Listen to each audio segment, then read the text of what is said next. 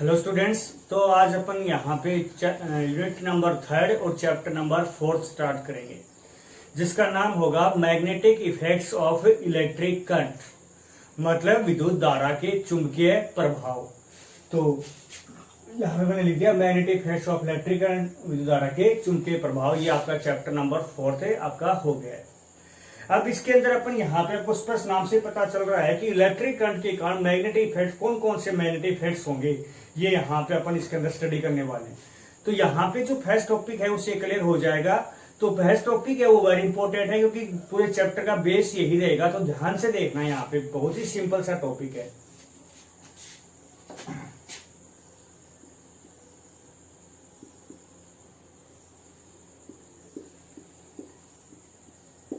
Topic का नाम है ओरेस्टेड एक्सपेरिमेंट। मतलब ओरेस्टेड नाम का एक साइंटिस्ट था जिन्होंने एक एक्सपेरिमेंट किया था। तो उसके अंदर कुछ बातें बताई हैं, यहाँ पे देखना किस प्रकार से।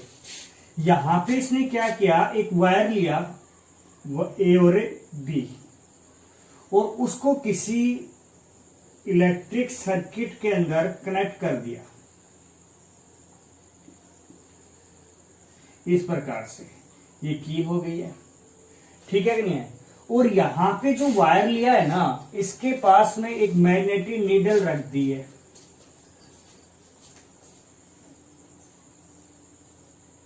मैग्नेटिक नीडल रख दी, और वो भी कैसे, फ्रीली आपको यहाँ पे क्या रख दी है। फ्रीली का मतलब क्या समझ रहे हो, यहाँ पे मुक्त रूप से रख दी गई है। इसका मतलब क्या है कि इसके ऊपर थोड़ा सा भी इफेक्ट पड़ेगा ना, तो मतलब थोड़ा सा भी फोर्स लगेगा तो क्या हो जाएगा, ये रोटेट हो जाएगी, घूम जाएगी। तो इसलिए यहाँ पे फ्रीली सस्पेंडेड यहाँ पे रखी गई है, यहाँ पे किसके पास है, वायर के पास।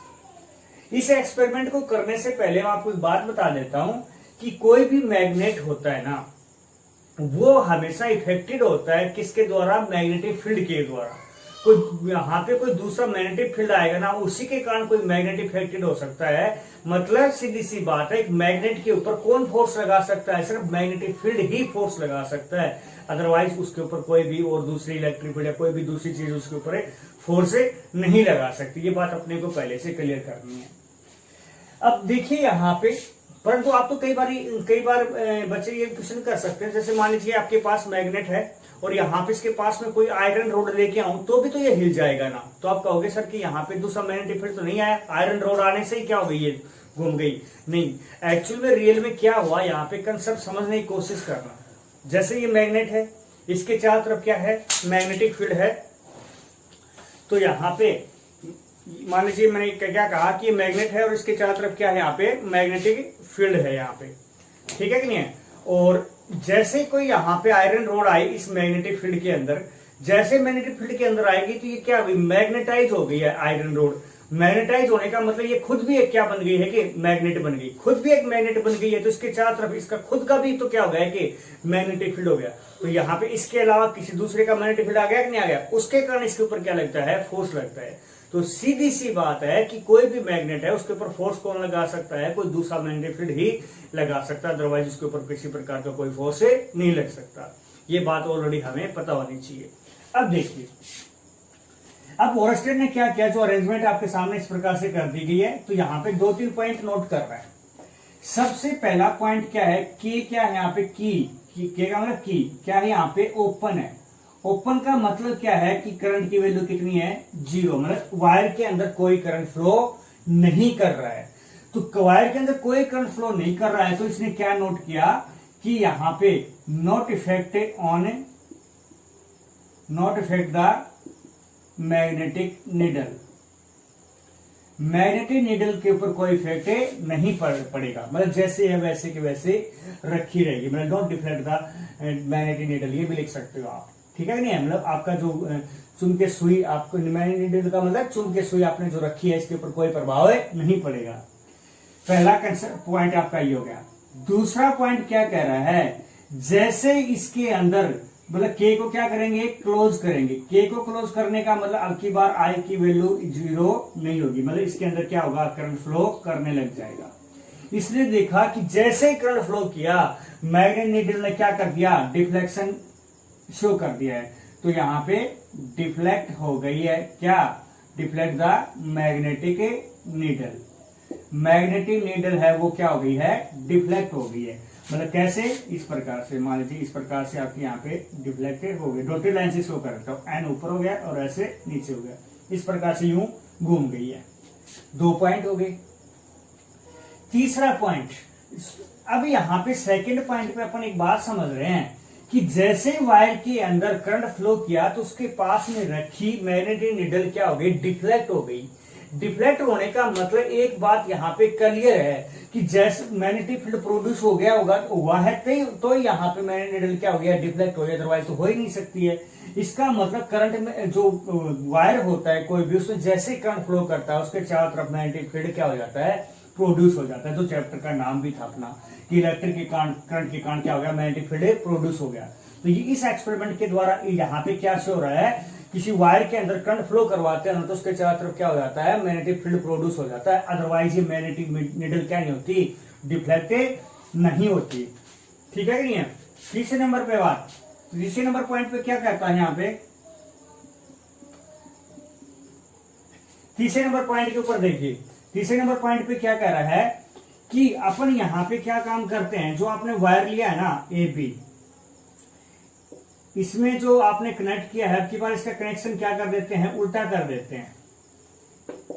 मतलब अब की बार करंट कैसे फ्लो करेगा, अपोजिट डायरेक्शन में। तो यहाँ पे जो मैग्नेटिक नीडल थी आपके पास, जैसे करंट की डायरेक्शन आप क्या कर देते हो, अपोजिट करते हो, तो डिफ्लेक्शन की डायरेक्शन भी क्या हो जाती है, अपोजिट हो जाती है। एन नीचे की तरफ और एस ऊपर की तरफ। मतलब करंट की डायरेक्शन चेंज करोगे तो मैग्नेटिक डिफ्लेक्शन भी क्या की डायरेक्शन भी, मैग्नेटिक नीडल के डिफ्लेक्शन की डायरेक्शन भी क्या हो गई, अपोजिट हो गई। इसका मतलब मैग्नेटिक फील्ड की डायरेक्शन भी अपोजिट हो गई। इसका मतलब जो वायर में करंट फ्लो हो रहा है उसके कारण जो मैग्नेटिक फील्ड प्रोड्यूस हो रहा है, उस मैग्नेटिक फील्ड की डायरेक्शन किस पे डिपेंड करती है, उसके अंदर फ्लोइंग करंट के अंदर डिपेंड करती है। तो यहाँ पे 3 पॉइंट थे मेन। सबसे पहले नंबर बात, वायर के पास में रखी मैग्नेटिक नीडल के ऊपर कोई इफेक्ट नहीं पड़ेगा जब तक उसके ऊपर कोई, जब तक उसके अंदर कोई करंट फ्लो नहीं करेगा। जैसे करंट फ्लो करेगा मैग्नेटिक नीडल क्या हो जाएगी, डिफ्लेक्ट हो जाएगी। इसका मतलब करंट कैरिंग वायर के चारों तरफ मैग्नेटिक फील्ड प्रोड्यूस होता है। तीसरे नंबर बात, यहाँ पे अगर करंट की डायरेक्शन चेंज करते हो तो मैग्नेटिक नीडल की डिफ्लेक्शन की डायरेक्शन भी क्या हो गई, चेंज हो गई। इसका मतलब जो मैग्नेटिक फील्ड प्रोड्यूस हुआ था around the current carrying wire, मतलब धारावाहिक जो तार था उसके चारों तरफ, तो उसकी डायरेक्शन किस पे डिपेंड करती है, उसमें प्रवाहित धारा की डायरेक्शन पे डिपेंड करती है। तो इस प्रकार से ये एक्सपेरिमेंट है, ये बहुत ही इंपॉर्टेंट है यहाँ पे। अब देखिए आगे,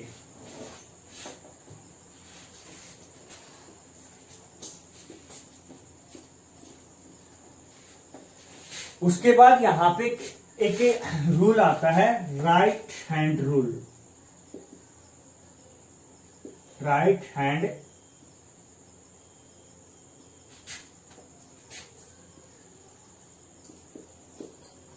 थंब रूल,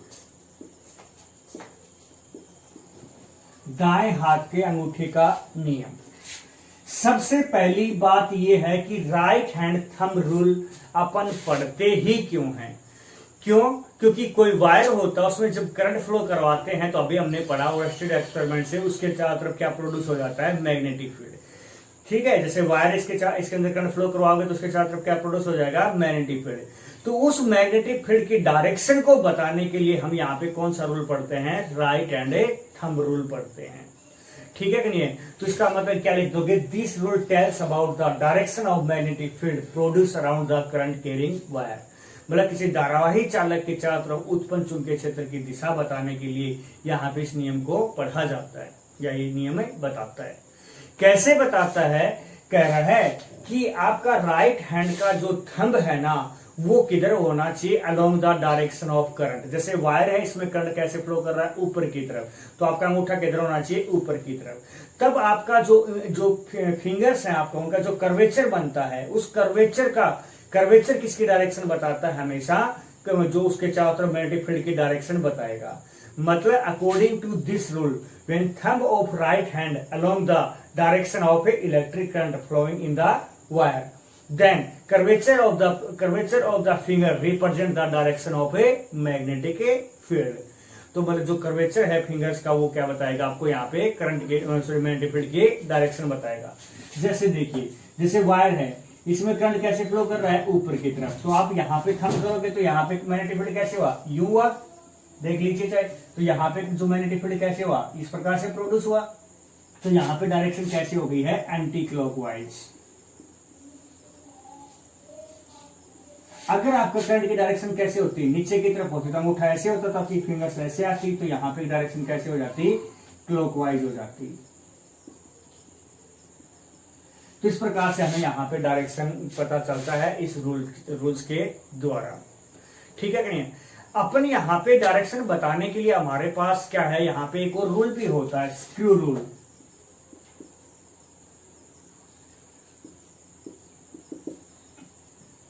ठीक है कि नहीं।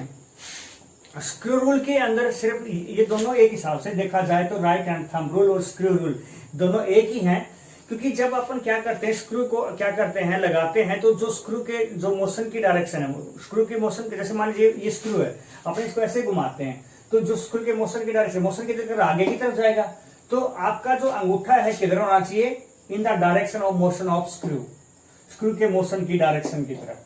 ठीक है कि नहीं है। या न्यू कह सकते हैं along the length of the screw, ये भी कह सकते हैं। देन कर्वेज तो हो जाएगा। यहाँ पे अंगूठा की बात कह दीजिए, ऐसे अंगूठे को छोड़िए, अपन राइट हैंड थंब की बात ही नहीं कर रहे, इसको अलग से यहाँ पे एक्सप्लेन करते हैं कि कह रहा है कि स्क्रू रूल के अंदर देखिए, स्क्रू रूल के अंदर अगर आपकी करंट की डायरेक्शन किधर है, along the length of the wire, then direction of rotation of the screw represent the direction of magnetic field. ठीक है कि नहीं है। मतलब जब आपका करंट की डायरेक्शन किधर हो, स्क्रू के मोशन की तरफ हो, या along the length of the screw हो, तब जो स्क्रू आप ऐसे घुमाते हैं, तब ऐसे ये डायरेक्शन है, मतलब मोशन, जो स्क्रू के मोशन की डायरेक्शन है वो किसकी डायरेक्शन बताएगा, मैग्नेटिक फील्ड की डायरेक्शन बताएगा। तो देख लीजिए, चाहे वो भी रूल यही था और ये भी रूल यही है। ठीक है कि नहीं है। तो मतलब यहाँ पे एक और प्रकार से अपनी तरफ से यह भी ऐसे भी बना सकते हो कि आप जो करंट की डायरेक्शन कैसे हो, इनवर्ड हो, कैसे हो, इनवर्ड, तब आपकी करंट मैग्नेटिक फील्ड की डायरेक्शन कैसे होगी, यहाँ पे इस प्रकार से क्लॉकवाइज। कैसे हो जाएगी, क्लॉकवाइज। तो आप क्या कह दोगे, when current flowing along in inward direction through the screw, then direction of magnetic field around the मतलब wire is clockwise, and outward होगी तो क्या हो जाएगी, एंटी क्लॉकवाइज हो जाएगी। तो दोनों रूल क्या है, सेम ही है, यहाँ पे कोई दिक्कत वाली बात नहीं, अप्लाई करके देख लेना इसको। ठीक है कि नहीं। तो स्क्रू रूल ना भी पढ़ो तो कोई दिक्कत नहीं, फिर राइट हैंड थंब रूल आपको याद रखना है यहाँ पे। नेक्स्ट देखिए, अब आपको यहाँ पे नेक्स्ट है यहाँ पे स्नो रूल।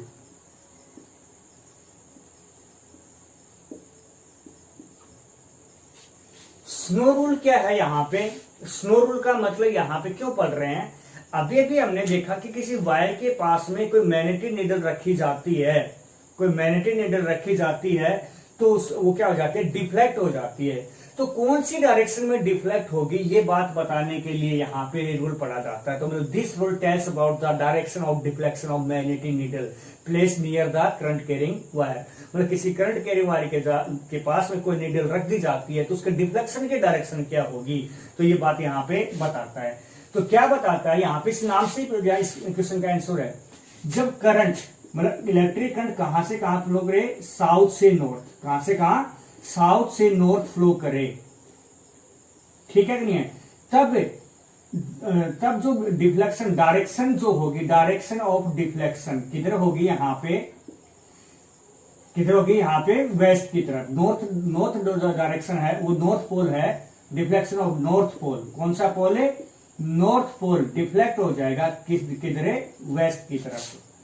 अगर डायरेक्शन अपोजिट है, ये फर्स्ट है, सेकंड, अगर डायरेक्शन कहां से क्या है, नॉर्थ से साउथ है, तो नॉर्थ पोल किधर डिफ्लेक्ट होगा, यहाँ पे ईस्ट की तरफ डिफ्लेक्ट हो जाएगा। तो हम यहाँ पे ये तो बताया गया स्नो रूल किस लिए पढ़ते हैं, कि मैग्नेटिक नीडल की डिफ्लेक्शन की डायरेक्शन के लिए। बताएंगे कैसे, कि जब आपका electric current south to north direction में फ्लो करता है, then north pole of the magnetic needle deflect towards the west, then electric current flow from north to south direction, then north pole of the magnetic needle deflect towards the east।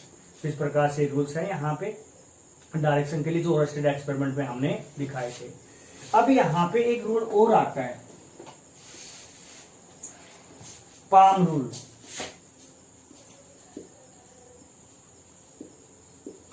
ये भी electric current flow करता है wire में, उसके चारों तरफ magnetic field की direction दिखाने शो करने के लिए। तो कहोगे उसके लिए तो राइट हैंड थंब रूल था?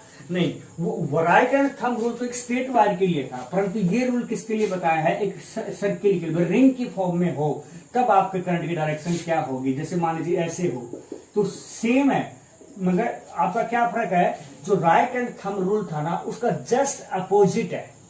मतलब वहां पे थंब किधर था? Along the direction of current, और कर्वेचर ऑफ फिंगर क्या था? Direction of magnetic field. परंतु यहाँ पे अपोजिट है।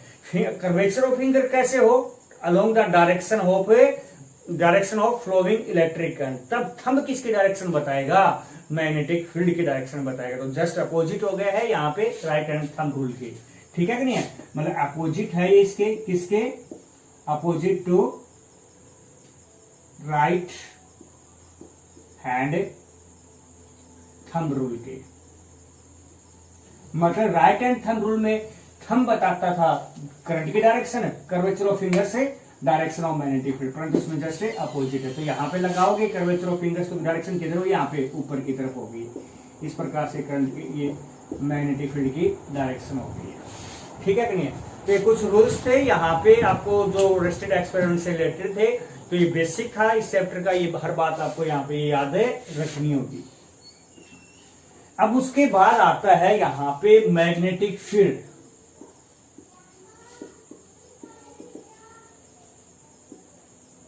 मैग्नेटिक फील्ड को यहां पे अपन बी से लिखेंगे।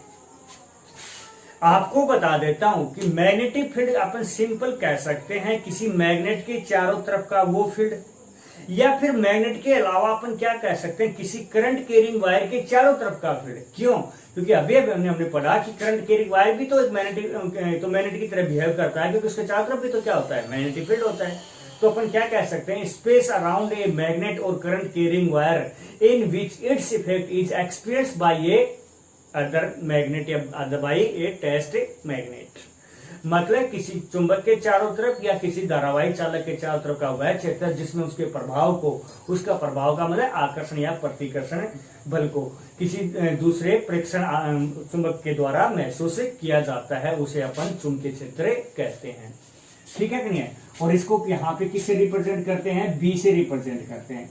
ठीक है कि नहीं है? इसकी बी से रिप्रेजेंट करते हैं। और कैसी क्वांटिटी होती है? वेक्टर क्वांटिटी होती है, मतलब सदिश राशि होती है। सदिश राशि होने का मतलब क्या है? इसकी डायरेक्शन भी होगी। आपको बता देता हूं, आउटवर्ड द मैग्नेट के बाहर कहां से कहां होती है? नॉर्थ से साउथ होती है। और इनवर्ड द मैग्नेट साउथ से नॉर्थ होती है। मतलब यहाँ पे जैसे मैग्नेट है, ये मान लीजिए एन है, ये एस है, तो यहाँ पे इस प्रकार से आएगी, बाहर नॉर्थ से साउथ और अंदर साउथ से नॉर्थ। ठीक है कि नहीं है?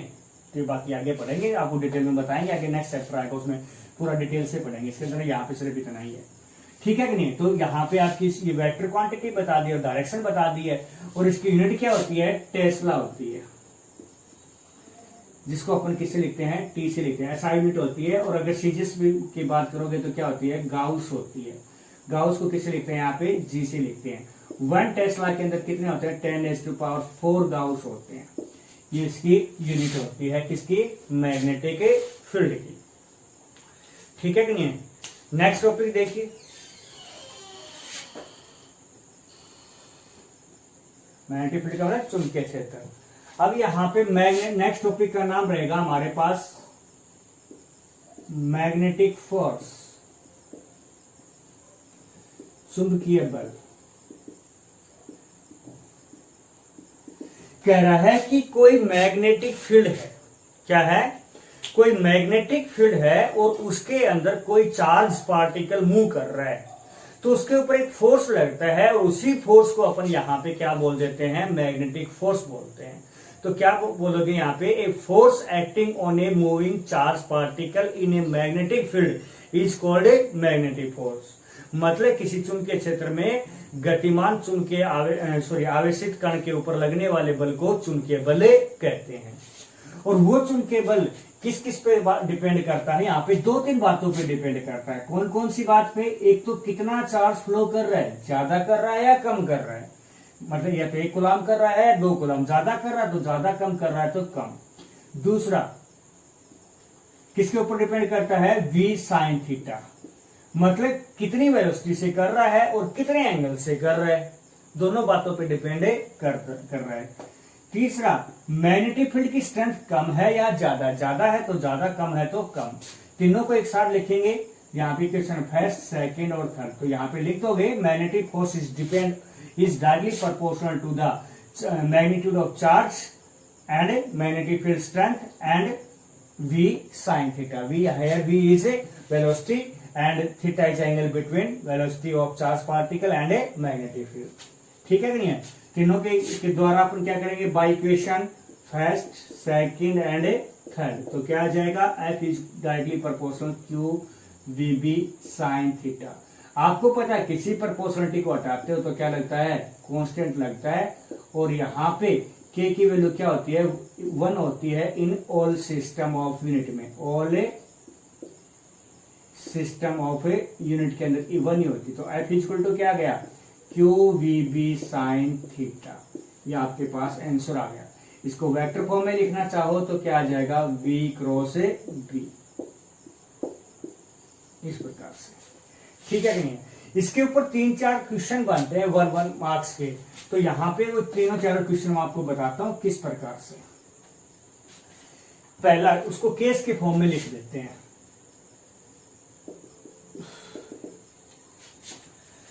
अगर आपका charge particle move in direction of magnetic field, magnetic field की डायरेक्शन में मूव करे, तो डायरेक्शन में मूव करता है तो थीटा की वैल्यू कितनी होती है? 0। और आपको पता है साइन 0 कितना होता है? 0। इसलिए फोर्स कितना बन गया आपके पास? क्यू वी बी साइन 0, तो मतलब F इक्वल टू क्या आ गया? 0। First case.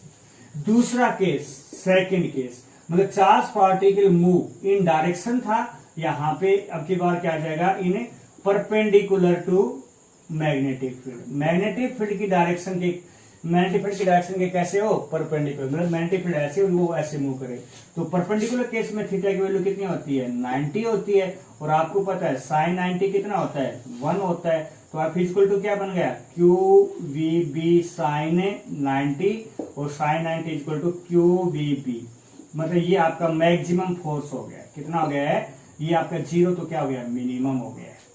ठीक है कि नहीं? दो केस हो गए। तीसरा देखना,